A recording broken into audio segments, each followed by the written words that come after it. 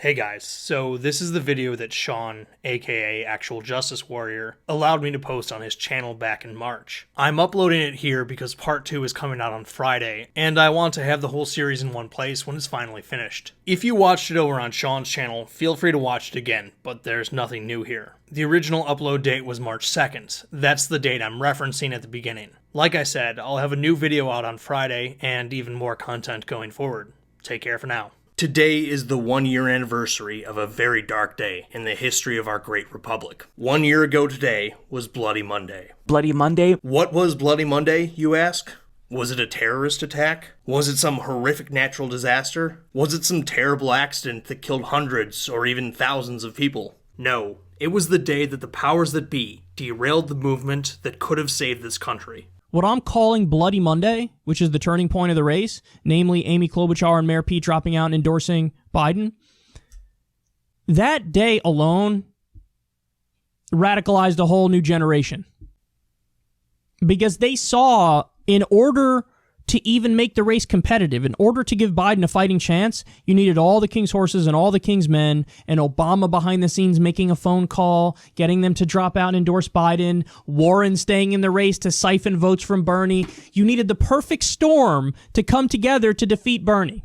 So no blood was actually spilled on Bloody Monday, and Mayor Pete actually dropped out on Sunday. So, yeah. Now, who exactly cares that these two unremarkable politicians ended their long-shot bids for the Democratic nomination? Well, very few people, I imagine. In fact, that's kind of the point, as we'll see. There was one group of people that was very animated by this. The online Bernie supporters were furious. As you may have heard, the DNC rigged the primaries against Bernie in 2016 and 2020. I've seen the DNC now 2 cycles in a row scuttle an actual progressive candidate. Well, a leftist candidate, I guess, would be a better way of describing Bernie. Works. And 2 cycles in a row, the DNC robbed Bernie of the nomination that was rightly his. It's enough to make your blood boil. Rigged is kind of a vague term, but when most of them say this, they mean that Bernie would have won the nomination were it not for the malicious interventions from party bosses like Debbie Wasserman Schultz, Tom Perez, and Barack Obama. The online left is not exclusive in their belief that things went down this way. In fact, most of the internet seems to buy into this. The problem is, it's largely not true for 2016 or 2020. Don't get me wrong, there are some legitimate complaints that Bernie supporters have. But by and large, the narrative of a rigged primary is built upon misinformation, rumors, hearsay, misunderstanding, double standards, and other fraudulent assumptions. I swear, if you didn't know anything about American politics, and you just got your news from leftist YouTubers, you wouldn't even know that primary elections were even held. I would argue that the Democratic primary this time and last time really exposed how there's like a lot of democracy theater involved, Yes, right. Because you'll recall back when Bernie Sanders was leading and it looked very likely that he would end up with a plurality of the delegates, everyone was like, that's nice, but ultimately, let's remember, it's the party who gets to ultimately decide who the nominee is. Right. That's cute with your door knocking, that's cute with your donations, that's cute with your votes, but it's going to come down to us. So there is definitely a lot of democracy theater involved with this. You wouldn't know that over 3.5 million more people voted for Hillary Clinton in 2016 than did Bernie Sanders. Watching that convention was one of the saddest things I've ever seen news-wise. Yeah. It was insane to watch him bend the knee in front of a crowd full of people chanting his name.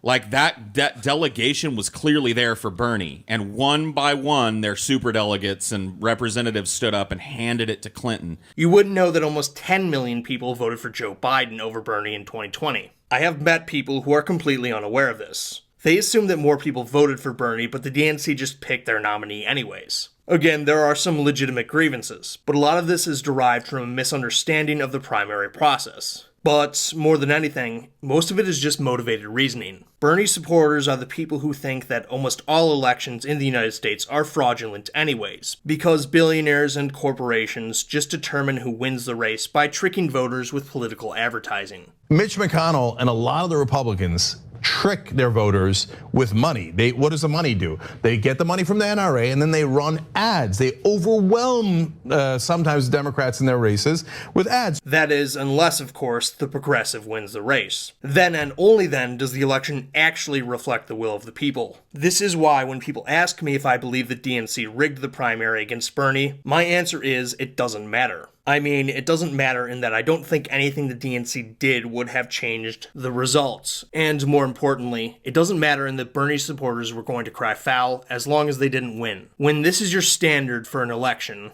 We can win, man. We can win. All things being equal, we win because our ideology is more popular. then losing is inherently unfair. And you'll work your way backwards to find out why the results doesn't really count. Bernie supporters are hardly unique in this way. Unfortunately, there are lots of sore losers all over the political spectrum, but Bernie supporters might be the most gratuitous and self-defeating. Gratuitous in that they simply make up grievances in addition to real ones, and self-defeating in that even if many of these faux grievances were true, they seriously undermine their own case. Bloody Monday is the perfect example of both of these. Before we get into specifics about what happened on Super Tuesday and the day before it, let's briefly recap what happened in the race for the Democratic nomination prior to that. Bernie Sanders won a plurality of the popular vote in the first three contests. In terms of pledged delegates, Bernie was an extremely close second in Iowa, he had an even split with Mayor Pete in New Hampshire, and then dominated in Nevada. At this point in the race, Bernie was the clear frontrunner for the nomination, with 538 giving him a 45.9% chance of winning the majority of delegates going into the convention. The second most likely possibility, at 39.9% odds, wasn't even another candidate. It was a brokered convention.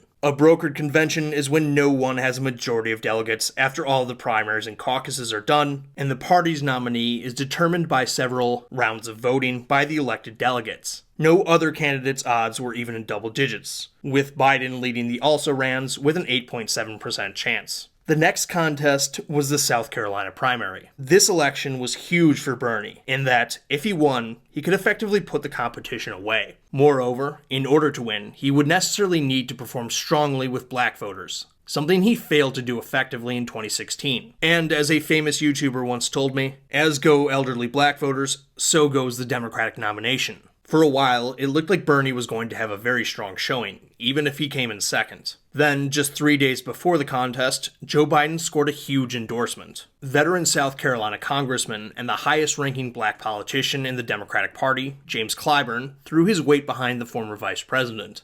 That Tuesday, Biden won handily. All was not lost for Bernie, though, not even close. Despite Biden's win, Bernie was still the favorite by the odds makers and still led Biden in delegates. Furthermore, Super Tuesday looked promising for Bernie for a number of reasons. Even though he won South Carolina, Biden had almost no campaign infrastructure in most Super Tuesday states. Guys, he's going to implode. Even if he wins South Carolina. Super Tuesday voting happens 2 days after. You think there's going to be enough of a media bump to take him from like 5% in the polls, 10% in the polls, and even get him above the 15% threshold in most of those states? No way. And now with Bloomberg involved, carpet bombing the airways with ads, he's got more. Bloomberg has more of a presence in Super Tuesday states than Joe Biden does. And Bloomberg is totally astroturfed as a candidate. It's all bought. All of his support is bought. Everything. Turns out when Donald Trump nicknamed Joe Biden Sleepy Joe, he wasn't playing, dog. This is the sleepiest shit I've ever seen in my life. He's not even campaigning for president. Super Tuesday, that's where it's all at. That's where it's all at, man. On top of that, another candidate was entering the race. Mike Bloomberg and his mammoth campaign had skipped the first four contests in favor of making a major Super Tuesday play. One of the most moderate candidates in the field, Bloomberg seemed more likely to cut into Biden's chunk of the electorate than Bernie's. On top of that, the polling was looking very good for Bernie. 10 days before Super Tuesday, we were literally ahead in every single state. Every single state. All things considered, even though he lost South Carolina, Bernie was still the favorite for the nomination. Then it happened. Bloody Monday. Barack Obama picked up the phone and called all of the moderate candidates, instructed them to drop out and endorse Biden, which would give his former vice president an advantage over Bernie Sanders. At least, this is how things went down according to the online left. He was the centrist clown that Obama pushed through, got everyone to drop out and back him. when he won one state. And it worked. The moderates followed Obama's instructions, endorsed Biden, and the rest is history. Biden dominated on Super Tuesday, and he never looked back. Despite the stalwart resistance of the online left, Biden continued to steamroll Bernie to the nomination. Progressives still resent what happened on Bloody Monday, when Bernie was once again robbed of the nomination that was rightly his. That day alone radicalized a whole new generation. So where do I begin? Well, how about I start out by pointing out that this really didn't happen. There are a lot of salacious headlines out there that seem to validate the Bloody Monday narrative, but if you actually take the time to read the articles, you begin to realize that none of the reporting actually cashes out the claims that our friends on the left make. Mayor Pete did speak with Barack Obama, but it wasn't until after he dropped out. On Sunday evening of March 1st, which is Sunday, by the way, Buttigieg canceled a scheduled rally in Texas, made his formal announcement that he was suspending his candidacy, then explained his decision on a conference call with campaign donors. It wasn't until later that night that he spoke with Barack Obama and Joe Biden separately. Joe Biden formally asked him for an endorsement, but Obama never instructed him in any way. According to the New York Times, Mr. Obama did not specifically encourage Mr. Buttigieg to endorse Mr. Biden, said the official who insisted on anonymity to discuss private conversations. But Mr. Obama did note that Mr. Buttigieg had considerable leverage at the moment and should think about how best to use it. When I bring this up on Twitter, leftists frequently respond by sending this article from NBC News, looking for Obama's hand in candidates coalescing around Biden. This isn't the gotcha they think it is. The article only repeats the New York Times reporting, and on top of that, here's the last line. Amy Klobuchar, who dropped out of the race on Monday, and who possibly, along with Buttigieg, will appear with Biden in Dallas Monday night, has not had any conversations with Obama, her press secretary said. So, of the two candidates that did drop out before Super Tuesday, Obama only spoke with one of them, and after that candidate dropped out, and he never told him to endorse Biden. The funny thing is, I actually witnessed this rumor start in real time. It's a great demonstration in how disinformation spreads online. The whole narrative started as speculation on Super Tuesday, when the night wasn't looking good for Bernie. Young Turks reporter Emma Vigeland shared her thoughts on the events that had transpired over the previous 2 days. Jake has been teasing us about this great theory that you have, so I want to hear about that. What is that theory? My theory, it's backed up by reporting that Buttigieg and Obama spoke over the weekend. Then Buttigieg dropped out and endorsed Joe Biden. Then Amy Klobuchar, what do you know? She drops out. And then Beto O'Rourke, the original Obama impersonator until Pete Buttigieg came along. Then he goes and endorses Joe Biden. So I think there's a coordinated effort on behalf of the Democratic establishment to say we got to coalesce behind this guy. I think that's clear. Everyone knows that. But who has the power to spurn that kind of organizing effort? Who has the power to get people to these people with huge egos? I mean, Pete Buttigieg, the mayor, the 37-year-old mayor running for president. How do you get that kind of guy to drop out and endorse someone? It's got to be from the top. And I think Obama made calls to more than Pete Buttigieg. That's just my hunch. So I love that theory by Emma. I saw it first from your Twitter account, Emma, honestly. And as soon as I saw it, I was like, oh, yeah, that's obviously true. Okay, nobody else has the power to call Beto O'Rourke and have him ruin his career in Texas by backing Biden on a bridge to nowhere. Other than Obama. Over time, this explanation resonated within the progressive newsphere, and people just sort of forgot that there was never any reporting that backed it up, but they took it on as fact all the same. This is what happens when you meddle, right? Talk about meddling in the elections. We have to look at Obama more than Russia, I would say, given that, he coordinated all these people to drop out. Later, after it was just assumed to be true, people used it as a premise in even more baseless speculation. Obama picked Hillary. Obama cleared the path for Biden. That's right. He moved all those chess pieces, got Pete to drop out, all of that, so that Biden could win in South Carolina and go on. And I very strongly suspect that his hand is behind picking who will be Biden's successor, Kamala Harris. Incredible. It's not every day that you get to witness the evolution of misinformation firsthand. Let's just say, for the sake of argument, you don't believe the reporting. Let's say you think it's all wrong and that Obama did in fact orchestrate the whole thing. Well, that still wouldn't really matter on any level. There's a paragraph from that NBC News article that I mentioned earlier that's worth taking note of. People close close to Obama said the former president has been keeping close tabs on the race. They said the signal had been sent in the past 36 hours that he sees Biden as the candidate to back, and they don't need Obama to say it publicly or privately. Barack Obama didn't need to send out a signal publicly or privately because the signal was so obvious that anyone with eyes could see it. At this point in the race, the only realistic option for the nominee other than Bernie Sanders was Joe Biden. People forget that Biden was only down by 6 delegates at this point. Mike Bloomberg, who progressives conveniently forget was still in the race on Super Tuesday when they squawk about moderate consolidation, entered the race too late to have a realistic chance of winning the nomination outright. According to reporting done by Politico, Bloomberg's entire plan was to win the nomination through a brokered convention. This would have been a disaster for the Democratic Party. If Sanders secures a plurality of delegates but loses the nomination on a second ballot, many moderate and progressive Democrats alike predict that the national convention in Milwaukee would devolve into chaos. Devolve into chaos is an understatement of what would have happened. If Bernie wins a plurality and they steal it from him and they try to shove somebody else down our throats, first of all, Milwaukee will burn. That's what's going to happen. Now, I believe in peaceful protest. I believe in nonviolent resistance. But you think you could just override the will of the voters and then they don't do anything in response that could be violent? Who are you kidding, bro?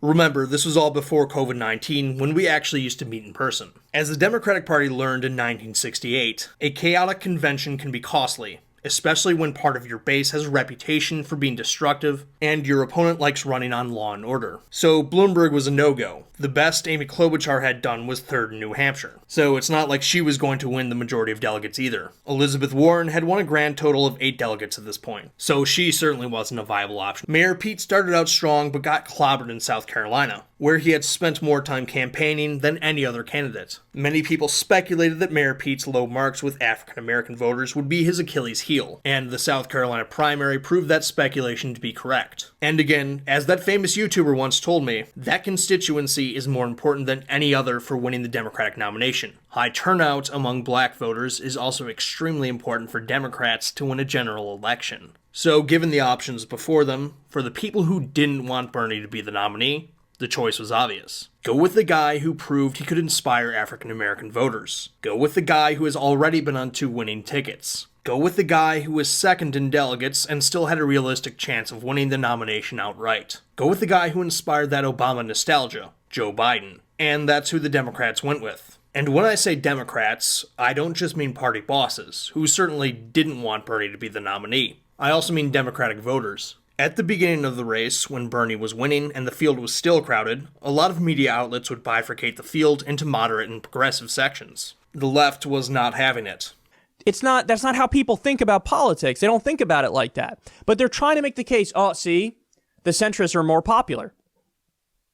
Somebody said on Twitter, oh, if Mayor Pete, Amy Klobuchar, and Joe Biden all run together as one person wearing a giant trench coat and standing on each other's shoulders, then we're in trouble. Like, this is not how elections work.